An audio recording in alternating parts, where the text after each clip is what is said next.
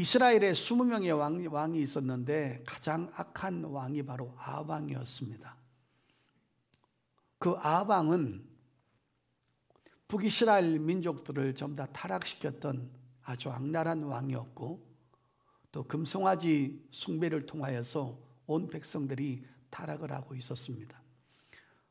당시에 하나님을 섬기는 모든 사람들을 다 잡아서 죽였고, 심지어는 하나님의 종들도 전혀 두려워하지 않고 복음을 전하면 다 죽였습니다. 이때 살겠던 사람이 바로 엘리야 선지자였습니다.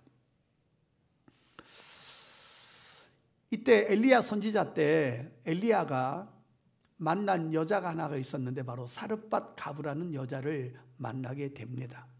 그런데 그 사르밧 가부에게 아이가 하나 있었는데 그 아이가 시름시름 앓다가 결국은 그 아이가 목숨을 잃어버렸습니다. 사망을 하게 된 것입니다. 그때 사르밧 가부가 엘리야에게 부탁을 함으로 말미암아 엘리야가 하나님 앞에 기도함으로 하나님께서 엘리야의 기도를 들어주셔서 그 아이를 살려주는 내용을 오늘 본문에서 소개해주고 있습니다. 자, 오늘 본문을 통하여서 우리가 영적으로 두 가지만 좀 한번 짚고 넘어가야 되겠는데요. 첫째는 엘리야와 사르밧 가부의 만남에 대해서 한번 먼저 은혜를 나눠보도록 그렇게 하겠습니다. 엘리야가 아합 왕에게 선포를 합니다. 앞으로 하나님께서 이 이스라엘을 징계하셔서 3년 반 동안에 비가 오지 않을 것이다. 그리고 이 나라는 심히 비가 오지 않으로 말미암아 극심한 가뭄과 기근을 통하여서 민족이 하나님 앞에 심판을 받게 될 것이다. 이 말을 한 다음에 엘리야는 도망가게 됩니다. 잡히면 죽기 때문이죠. 제일 먼저 도망간 곳이 바로 그릿시네가였습니다. 그릿시네가에서 어느 정도 있었는지는 확실하게 모르겠지만 거기서 있는 동안에 하나님께서 까마귀를 통하여서 떡을 갖다 주므로 엘리야가 목숨을 연명하게 되었고, 그릿시네가의 물을 마심으로 말미암아 엘리야는 숨어서 살 수 있었습니다. 사람들이 엘리야를 만난 것이 아니라 까마귀 떼들이 물건을 공급했기 때문에 감쪽같이 하나님의 은혜 속에서 엘리야는 숨을 수가 있었던 것입니다. 그런데 어느 날 갑자기 그릿시네가도 말라버렸습니다. 엘리야는 걱정을 하고 있는데 하나님께서 또 음성을 들려주십니다. 너는 지금부터 시돈에 속한 사르밧으로 가서 몸을 숨겨라. 거기 가면 여인 하나를 내가 너를 위해서 예비해 놓았다. 거기 가게 되면 그 여인을 만날 것이다 라고 해서 하나님께서 직접 중매에서 만난 여자가 바로 사르밧 가부입니다. 그러니까 사르밧 가부하고 엘리야의 만남은 자기들끼리 추선해서 연줄로 만난 것이 아니라 하나님이 중매를 해서 두 사람이 만나게 됐다는 것입니다. 여러분하고 저하고는 누가 만나게 하셨다고 생각하십니까? 바로 하나님이 중매하신 것입니다. 하나님이 내게 붙여주신 양이고 여러분에게 붙여준 목자이기 때문에 우린 서로를 사랑하고 존중하게 여겨야 될 줄 믿습니다. 민족이 아사 직전이었습니다. 3년 넘게 비가 오지 않았으니까 산천초목은 다 말라 비틀어졌고 동물도 다 죽었고 사람들도 거의 다 아사 직전에 있었던 것입니다. 바로 그때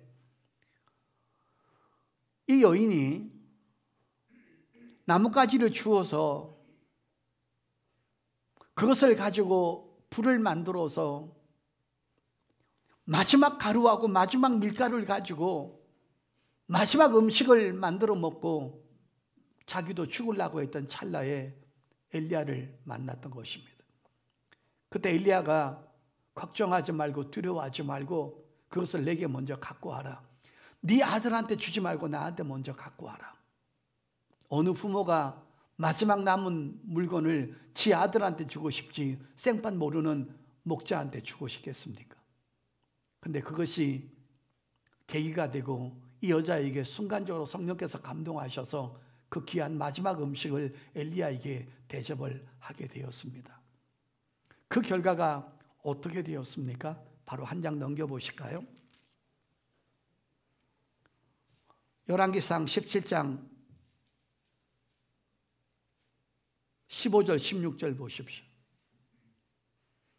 마지막 물건을 하나님의 종을 대접한 결과 어떻게 됐습니까? 15절 그가 가서 엘리야의 말대로 하였더니 그와 엘리야와 그의 식구가 여러 날 먹었으나 여호와께서 엘리야를 통하여 하신 말씀같이 통에 가루가 떨어지지 아니하고 병에 기름이 없어지지 아니하니라. 여러분, 마지막 물건을 하나님의 종을 대접하는 순간에 그 집만 가뭄이 끝날까지 기름이 떨어지지 않고 가루가 떨어지지 않고 음식이 떨어지지 않고 떡이 떨어지지 않아서 그 집뿐 아니라 그 집 가족과 그 집 친척들까지 다 먹고 사는 놀라운 축복을 하나님께서 만들어 주셨던 것입니다. 여기서 우린 주님의 귀한 음성을 하나 들어야 됩니다. 하나님의 종을 대접했는데도 하나님께서 이런 축복을 주셨습니다. 성도 여러분, 가장 소중한 것은 하나님 앞에 먼저 드려야 된다는 것입니다.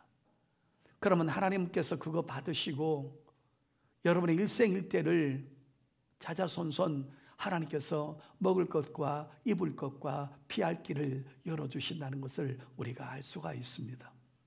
우리는 가장 중요한 것을 내가 먹든지 내 가족한테 줍니다.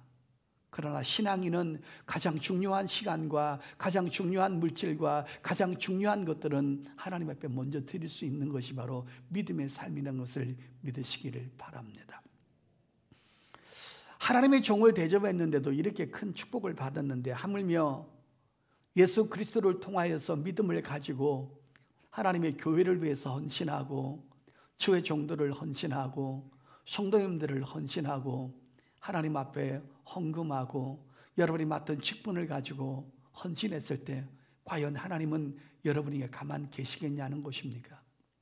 하나님은 우리 거를 뺏어가는 분이 아니시라는 것입니다. 하나님께서 내게 무엇인가를 요구하셨을 때는 더 큰 축복을 예비해 놨다는 것입니다. 이것이 하나님의 방법인 것입니다.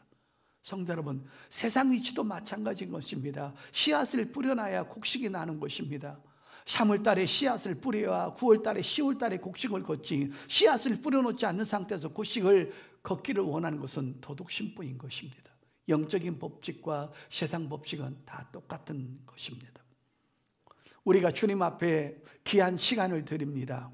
오늘 많은 사람들이 신앙생활을 잘못 알고 있는 것입니다. 바쁘면 교회를 안 나오는 것입니다. 사업이 잘 되고 형통하면 하나님 앞에 안 나오는 것입니다. 그리고 어려움을 당하고 다 떨어지고 힘들어야 주 앞에 나오는데 이것은 바람직한 것은 아닌 것입니다. 우리가 어렵든지 힘들든지 하나님을 섬기는 것들을 가장 소중하게 여길 때 하나님을 우리가 경외하고 하나님을 대접할 때 하나님은 30배, 60배, 100배 축복을 우리한테 주신다는 놀라운 진리를 오늘 본문에서 가르쳐 주고 있는 것입니다. 마지막 것을 자기가 먹지 않았습니다. 마지막 것을 자식한테 주지 않았습니다. 만약에 그것을 마지막 것을 자기가 먹었다든지 자식이 주었다면 그 다음은 없는 것입니다. 그러나 마지막 것을 주님 앞에 드리고 주의 종한테 대접하니까는 그 다음이 시작되고 그 다음에 찬란하게 축복을 받게 됐다는 것입니다. 성경은 하나님을 대접하는 사람에게 이렇게 말씀하고 있습니다. 누가복음 6장을 보겠습니다. 이것이 영적인 법칙이고 영계의 법칙이고 믿음의 법칙입니다. 누가복음 6장 38절 제가 읽겠습니다. 주라 그리하면 어디다 주라는 것입니까? 하나님의 성전에요? 하나님의 종들에게요? 하나님 앞에요?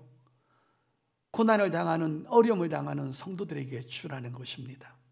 주라 그리하면 너에게 줄 것이니 곧 후이되어 누르고 흔들어 넘치도록 하여 너에게 안겨주리라. 너희가 헤아리는 그 헤아림으로 너희 헤아림을 도로 받을 것이라. 할렐루야. 도로 받는다는 것입니다. 여러분, 도로 받는다는 말은 뭡니까? 뭔가가 맡겨놓은 것이 있다는 것입니다.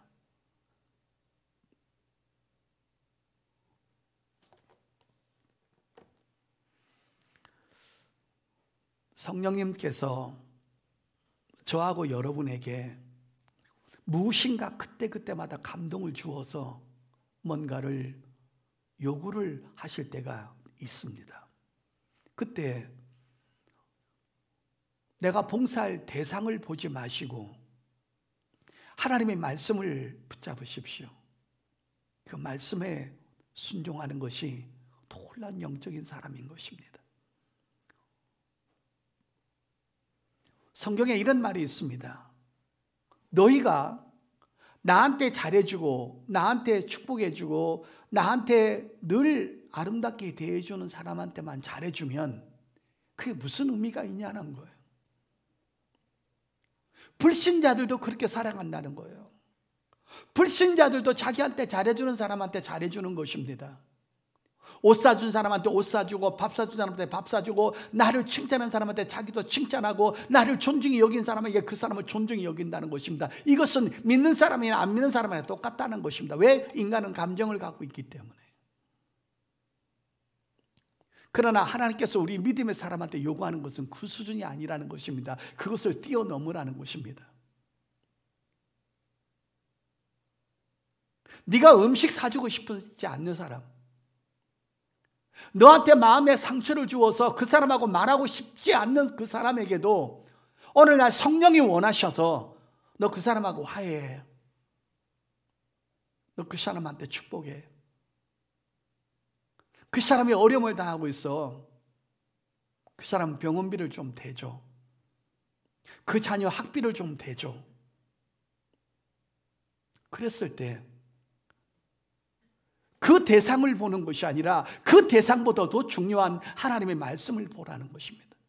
그 말씀에 순종을 하라는 것입니다. 오늘 여러분 이 여인 보세요. 이 여인이 그렇게 성령 충만한 사람이 아닙니다, 여러분.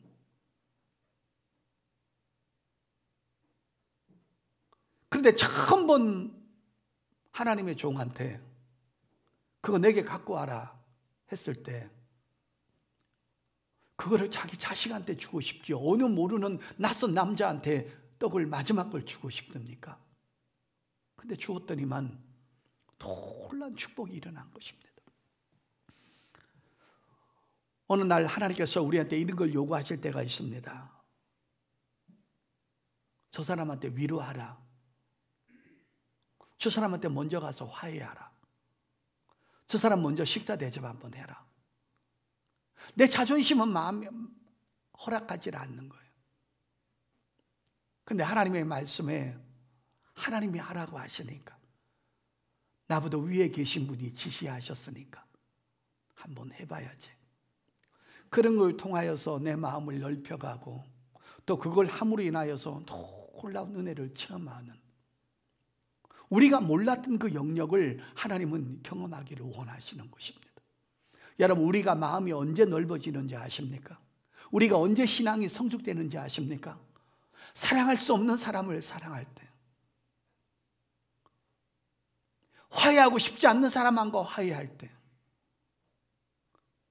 지가 먼저 나한테 와서 잘못했다고 해도 풀릴까 말까 한데 내가 먼저 가서 미안하다고 할 때, 그때 그 사람이 커지는 것입니다. 내 눈에 흙이 들어가기 전에 나는 너를 볼 수 없어 라고 했을 때 오늘날 성령께서 그 사람한테 화해하라고 할 때가 있습니다. 우린 늘 주의 말씀을 놓쳐버리죠. 무시해버리죠. 내 감정이 우선이고 내 자존심이 우선이 될 때가 있습니다. 우리는 이웃에게 눈을 돌려야 됩니다. 원수한테도 이웃 눈을 돌려야 됩니다. 여러분, 성경을 보다 보면 그런 사람들이 성경에 기록되어 있어요. 여러분, 아람 나라가 이스라엘을 쳐들어와 가지고 살림을 때려 부시고 자기 부모를 죽여버리고 이스라엘 땅에서 계집종 하나를 잡아왔습니다. 어쩌면 그 계집종의 부모는 아람 나라와 전쟁 속에서 목숨을 잃을 수 있고 자기 오빠나 자기 동생이나 자기 언니들이 아람 나라 사람한테 전쟁에 죽임을 당할 수 있었습니다. 그리고는 그는 포로로 잡혀왔습니다. 근데 그 나만 장군이 문둥병 걸렸습니다. 못된 짓 하더니만은 너도 그렇게 처참한 병 걸려서 고통당해봐야 돼. 하나님이 살아계시면 너 같은 놈은 그렇게 죽어야 돼.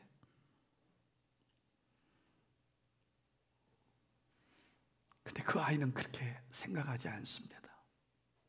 그의 영혼을 생각합니다. 하나님을 생각합니다. 그에게 복된 소식을 알려줍니다. 주인이시여, 이스라엘 땅에 가면 사람을 죽었다가도 고치고 어마어마한 이적을 행하는 하나님과 가까운 하나님의 종이 있습니다. 거기 가면 살 수 있습니다.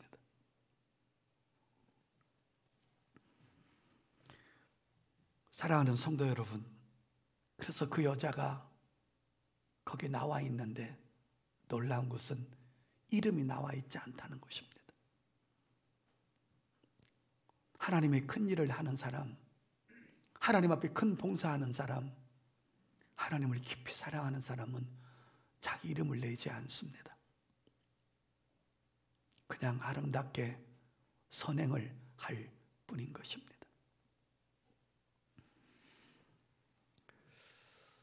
오늘 이 여자는 하나님의 종을 대접함으로 말미암아 자기와 자기 아들과 자기 가족과 자기 친지들까지 몽땅 하나님의 은혜로 먹고 사는 놀라운 축복을 얻게 됩니다.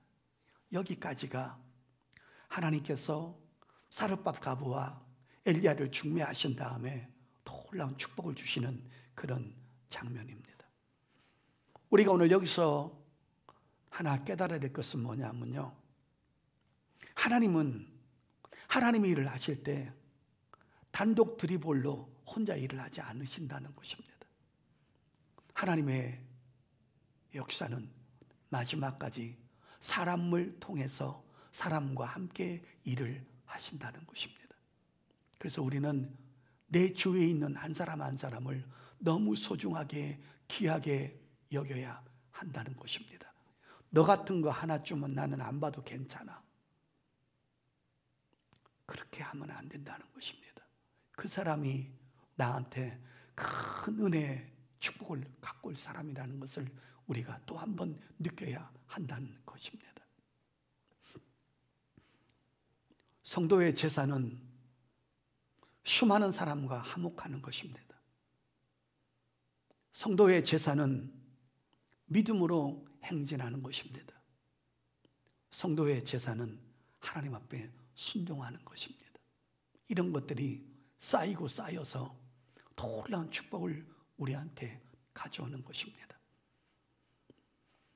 엘리야 시절 때나 하나님이 까마귀를 통해서 엘리야에게 먹을 것을 갖다 줬지, 지금은 그렇지 않습니다.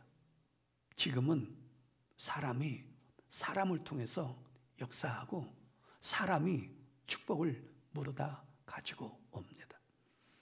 우리는 영분별의 은사를 하나 받아야 됩니다. 그게 뭐냐 하면 내 신앙을 망가뜨릴 것인가, 아니면 있던 은혜도 잊어버리게 할 것인가,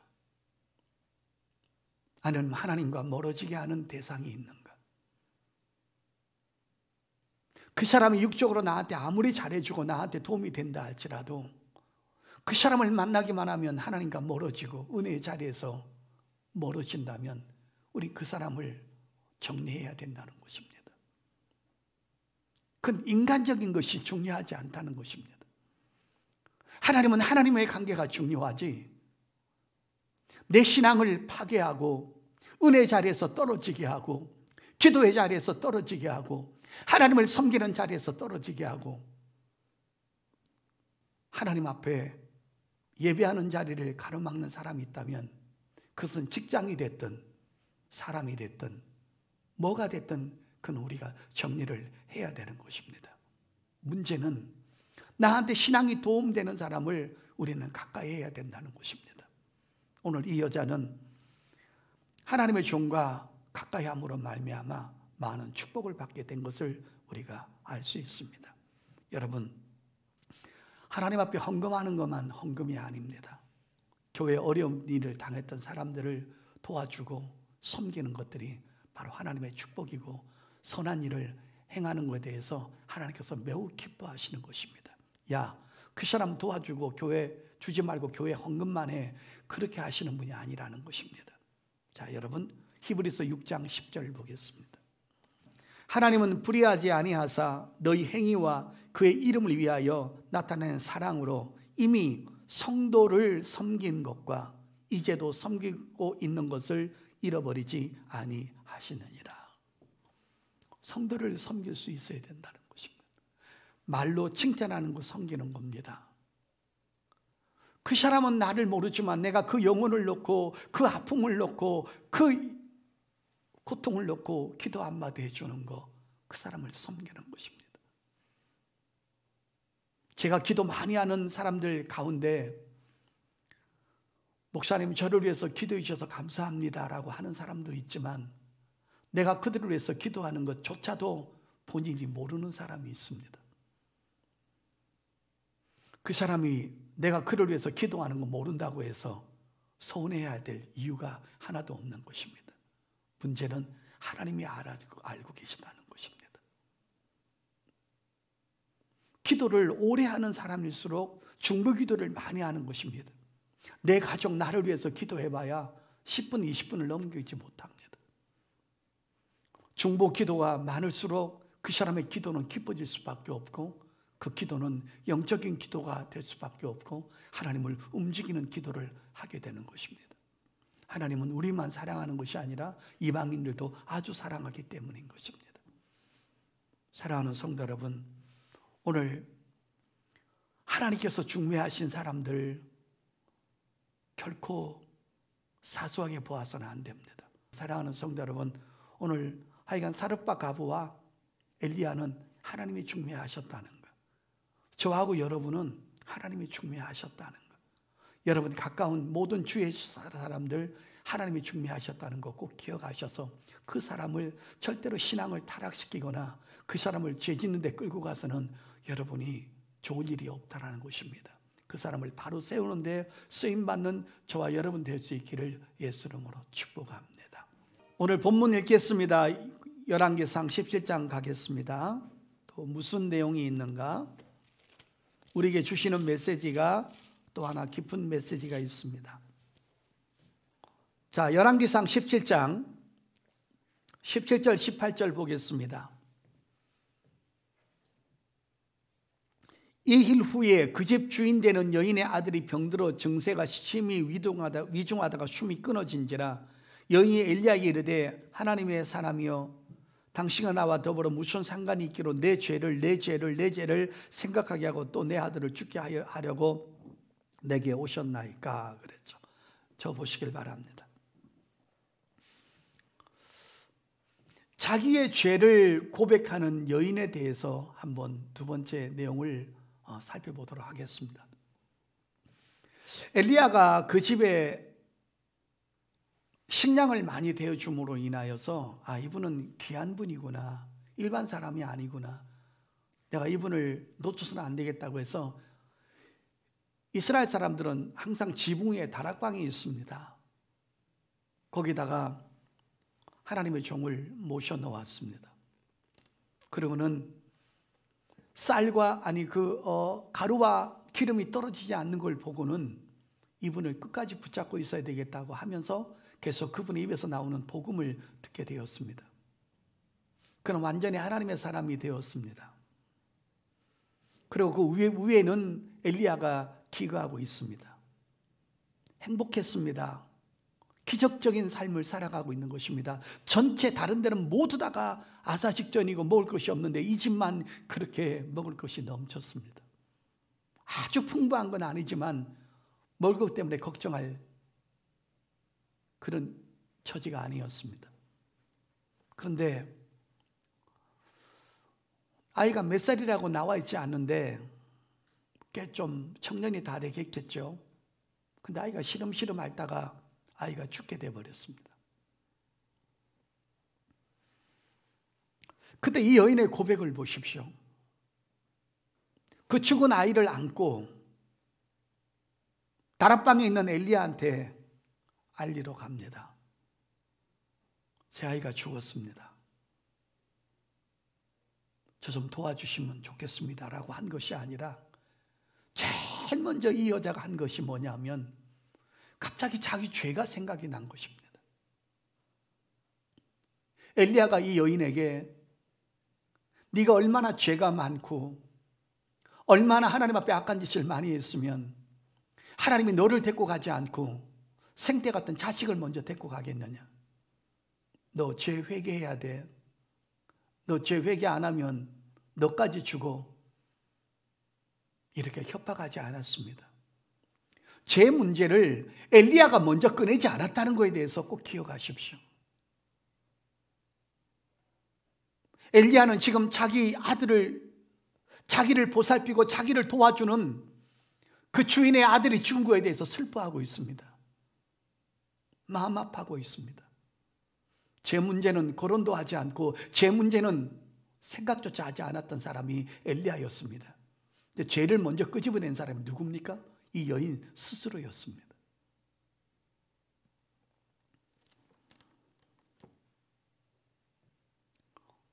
기독교가 왜 신비스러운 종교인지 아십니까? 하나님 앞에 은혜를 받으면 받을수록, 오늘 이 여인은 마지막 가루와 밀가루를 기름을 주의 종을 대접함으로 말미암아 그 집안에 음식이 떨어지지 않는 놀라운 은혜를 경험했습니다. 지금 은혜 중에 살아가고 있는 것입니다. 우리가 은혜 중에 살아가고 있는 것입니다. 근데 더 큰 문제가 생겼습니다. 근데 더 큰 문제가 생겼으면 더 기도를 많이 한다든지 더 엘리야에게 매달려야 한다든지 더 부르짖어서 살려달라고 해야 되는데 왜 이 여인은 죄 문제를 걸고 넘어지는 것입니까? 이 여인에게 죄를 회개라고 한 사람은 단 한 사람도 없습니다.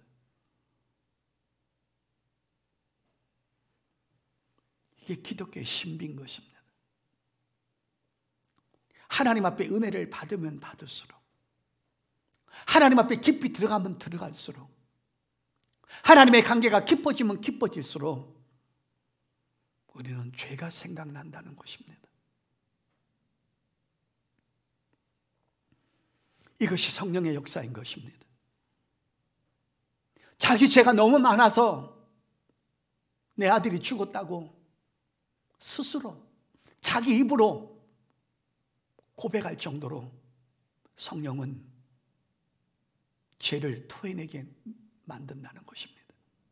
여기에 새로운 성장이 있고 새로운 신비가 있다는 것입니다. 베드로가 예수님을 만나서 빈배에 밤이 맞도록 고기를 잡았는데 고기를 잡은 것이 없습니다. 깊은 데 가서 그물을 내려라. 그물을 내렸더니만은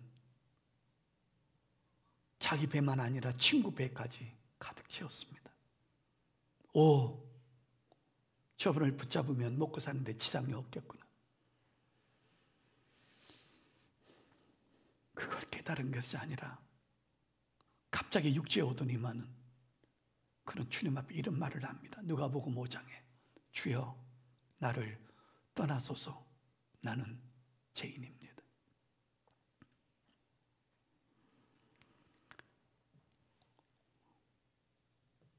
이사야가 환상 중에 하나님을 봅니다. 수많은 천군 천사들이 주님을 경배하고 예배하는 그 휘황찬란한 광경을 환상 중에 봅니다. 그때 그는 이사야서 이렇게 고백합니다. 나는 화로다, 화로다. 이 죄를 어찌할까?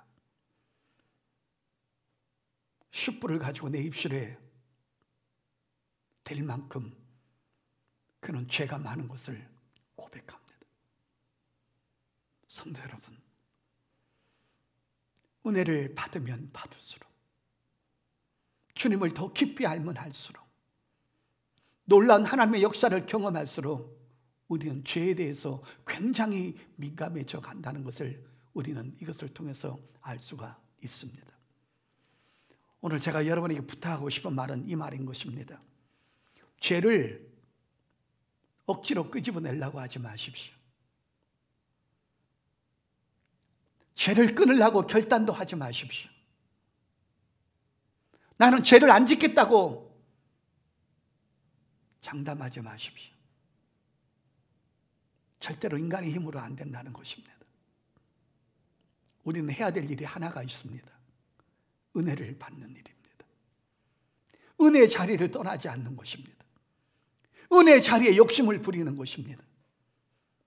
늘 은혜의 자리에 와서 성령의 역사를 붙잡고, 성령의 은혜를 붙잡고, 성령의 도우심을 간구하면 성령의 역사가 여러분의 죄를 끊게 하고, 여러분의 죄를 처리하고, 여러분의 죄를 혐오스럽게 생각하고 하나하나 정리해 나간다는 것을 믿을 수 있기를 예수 이름으로 축복합니다. 옷을 언제 벗습니까? 여러분과 옷과 나의 옷을 누가 억지로 옷을 벗을 수 있습니까? 햇빛이 강렬하게 때리쬐면 내가 덥기 때문에 옷을 하나하나 벗을 수 있습니다. 우리가 은혜의 빛을 받으면, 은혜의 축복을 받으면, 거룩하신 주님을 더 만나면 그 빛이 어둠을 공격합니다. 하나하나 죄를 끊게 되는 것입니다.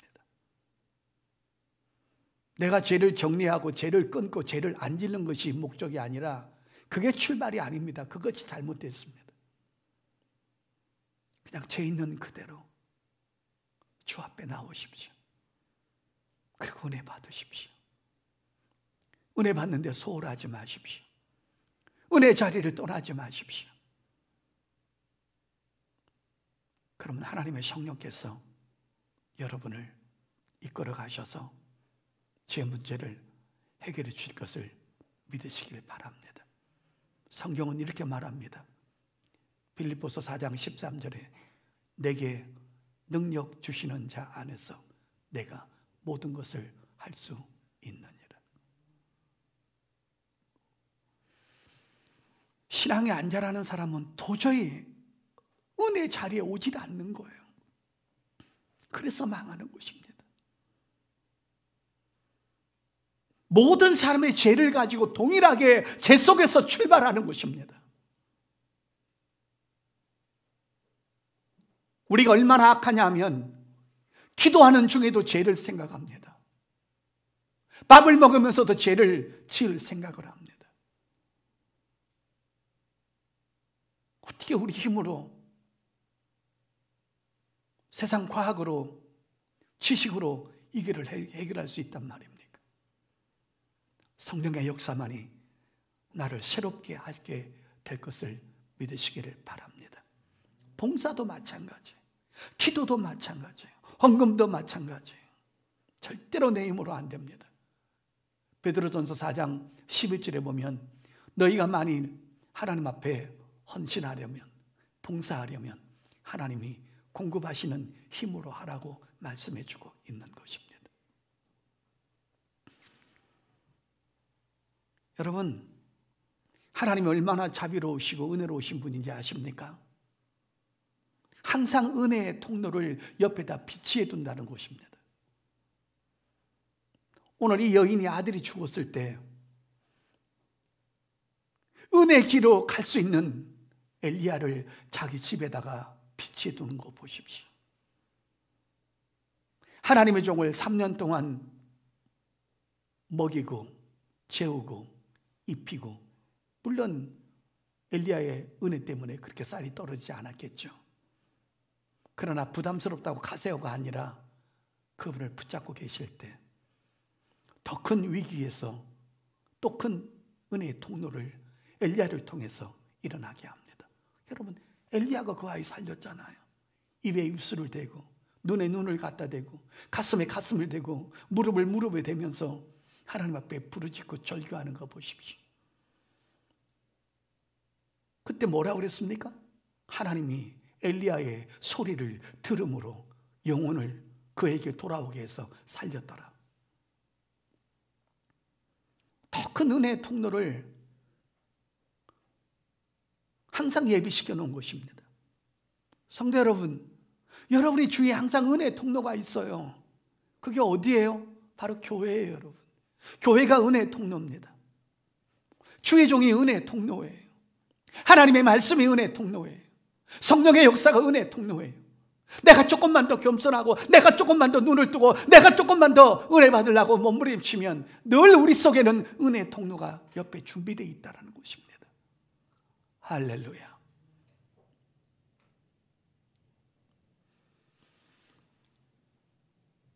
우리는 언제나 은혜를 잊어버리면 안 됩니다. 은혜를 간직하셔야 돼요. 어떤 사람을 만났을 때 그 사람 때문에 은혜를 놓치거나 은혜를 잊어버리면 은혜를 정리하지 말고 그 사람을 정리해야 돼요. 여러분이 갖고 있는 직장이 끝까지 내가 하나님 앞에 은혜 받는데 문제가 된다면 그 직장을 정리해야 돼요. 우리가 어떤 상황 속에서도 은혜를 잃어버릴 만큼, 은혜를 놓칠 만큼 세상에 집착을 해서는 안 된다는 것입니다. 거기에 마음을 빼앗겨서는 안 된다는 것입니다. 오늘 이 말씀을 정리하겠습니다. 이 여인의 입에서 나오는 고백을 보십시오. 은혜를 받은 사람은 죄를 들먹이기 시작합니다. 은혜를 받은 사람은 감사를 하게 됩니다. 은혜를 받은 사람은 더 큰 은혜를 사모하게 되는 것입니다. 이 은혜 속에서 나오는 고백이 바로 진실이고 그 진실이 하나님을 움직이기 때문인 것입니다. 사랑하는 성도 여러분, 우리는 죄에 대해서 민감해져야 됩니다. 영적인 죄든 육적인 죄든. 죄는 은혜를 차단합니다. 죄는 은혜를 가로막습니다. 가능한 죄를 멀리하는 것이 하나님의 은혜의 빗줄기가 우리한테 계속 다가오게 하는 놀라운 축복인 줄 믿습니다. 은혜의 통로, 교회에 있습니다. 말씀에 있습니다. 기도에 있습니다. 거룩함에 있습니다. 봉사에 있습니다. 은혜의 통로를 잘 간직하셔서 하나님 앞에 더 진실하게 아름답게 성장해 나가던 저와 여러분 될 수 있기를 예수 이름으로 축복합니다.